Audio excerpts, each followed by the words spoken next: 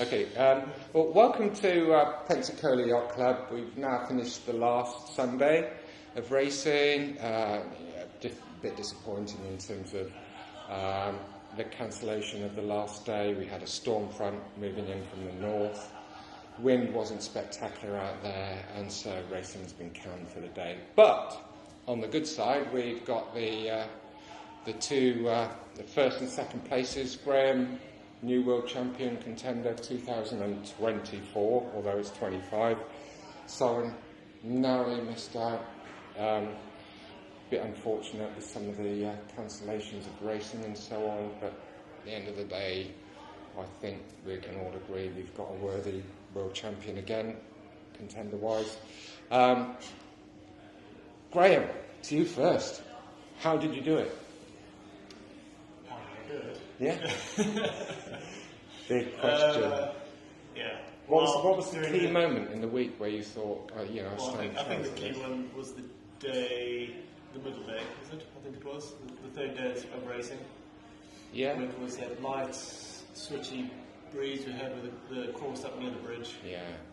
Soren won 2 of the races, and managed to keep a consistent sort of scoreline through that. Yeah. And then managed to squeak the last one. Difficult conditions, definitely on that day and yesterday with the lighter conditions. Yeah. And it's weird sometimes with light wind that we've had and shifty, like we've had, the concentration level of it, or the opportunity to screw up is big. So the concentration level needs to be absolutely 100%, and you need to be decisive with your decisions. Soren, over to you. Where did you think maybe things slipped away a bit this week for you? So I think for me it was on the first day. We came out of the US Nationals. I had a really convincing US Nationals win. Graeme was also OCS in a few races, so that made it, I would say, fairly easy to win the Nationals.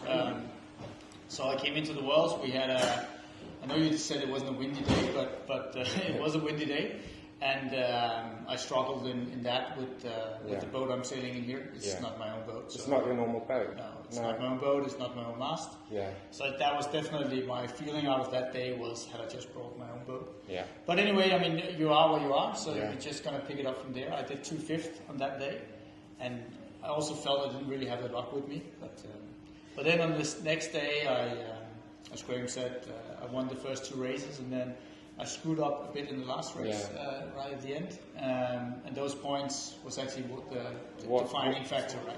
What do you think you did wrong in that race? In the last one? Yeah. So, well, first of all, I did this wrong that the jury felt that I was pumping, which I think was very debatable. I heard Graeme and also Simon behind me saying that they couldn't see me doing anything wrong.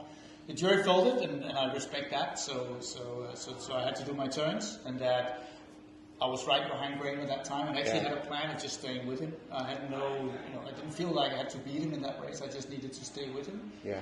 And then what happened then was I got probably down to 7-8 position, fought my way back into 3rd, and then at the end, right before, actually a couple 100 meters before the finishing line, I lost 2 other boats. At that time, actually 3, but one was too early on the line. Yeah. So at the end, that was another 5th for me. So I only done 1st and 5th places. That's it. Well, I'm sailing middle of the fleet a lot of the time, and I don't know whether the race that I saw you get taken out by the jury to do your penalty turns, whether that was a counting race or not. But for me, when I saw how cool you were after you got penalised for rocking or pumping, I don't know what it was, but how you came back through the fleet there, and to me that was a championship winning race. I've looked back at this week and think probably for me that's where Graeme won. It was his you didn't throw your prams, the toys out of the pram, you kept your cool and you worked your way back through, and I just no way I could have done that, and that's the sign of a good champion, I think. So does it look like that? Was it a counting race? It was one of the faults. Yeah, fair play. You were right near the back with me at that point. Yeah. I just talk about the venue a little bit. I've just had a word with Hal, and he's really enjoyed the fleet and the standard, and how we've not harassed him over any of his decisions. Do you guys feel that as a race officer he did a good job under the difficult conditions that he had? Yeah, well, I think it was. Yeah, this week was difficult, and I think there was a lot of times where the decision was in his court. Yeah. And I think on the whole, he did a really good job.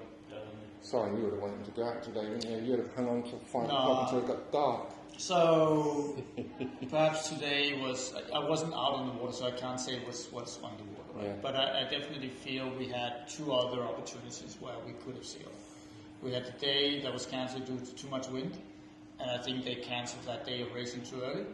And then we had actually yesterday where we had 1 race, and they sent us in with no more racing on the day, where I feel in the afternoon there seemed to, at least from land, to be enough wind for actually sailing. So I think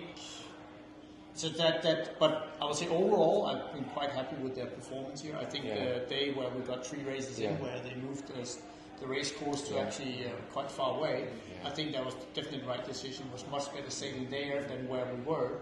So overall, I think they've been doing a great job. I would recommend them for any other class to come here. Yeah. But I still feel there was a few times where they seem to be a bit eager to just plan it, right? So that's why. But as I said, overall happy. I think we've been a bit unlucky with the weather, haven't we, chaps? Like, it's proper European weather. What was it like that one day when we were out there for 5 or 6 hours and it was barely like 4 or 5 degrees? I don't know about you, but my hands were my feet were frozen, I was shivering, and it just, and I had a full-on balaclava, 3 layers, I was like, yeah. I felt right at home. From a Danish sailor here, sorry. I mean, it was cold for me as well, especially my back thighs were quite cold. Yeah. But else, I'm used to sailing in the cold, so as soon as the races goes on, I don't... It's all right when you start, but like all of that sailing up to the new port area, and then all of a sudden, like the 5-minute hooter goes, and you think, crikey, it's probably my age, I don't know, but like I'm stiff as a rake here. I don't want to bloody race now, and so I don't know. It's just it's difficult. Well, come to the next Worlds and be heated up. So. That brings us on to the next World Championships, which will be in Lake Garda, August time. July, August. We're obviously, this has been difficult for some of the Europeans to get to and some of the Australians. Nevertheless, still, I think, from a personal point of view, the best sailors have been here. That's going to be quite a controversial thing to say. But Garda, in terms of boat numbers, I think we're expecting 150, 200 boats. We'll have 2 fleets, a gold and a silver fleet. Should be good. Yeah. I think in Garda you will have a couple of containers of Australians. We'll have all the good Europeans. It'll be the best there.